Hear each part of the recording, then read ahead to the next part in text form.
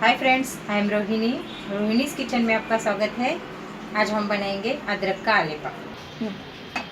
Hello, मैंने ये 200 ग्राम अदरक, 100 ग्राम शुगर और 100 ग्राम मिल्क, 100 ml पीस के लिया है।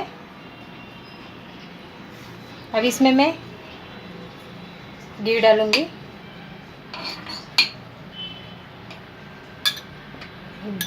गैस फास्ट करके थोड़ा घी गरम करके लूँगी।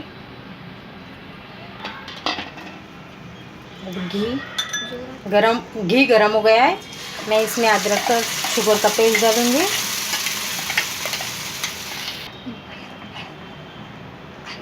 अब इसमें मुझे मिल्क पाउडर मिलाना है।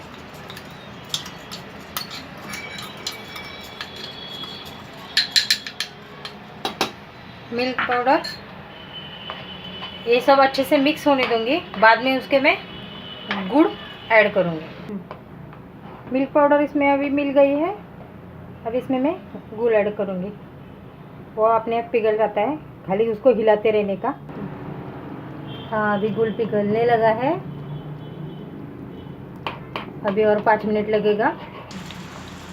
अभी गुड़ अच्छे से पिघल गया है। अभी हमें इसे और थोड़ा गाढ़ा करना है, बस। पता, अभी ये वो होने को आ गया है, लगभग ये हो चुका है।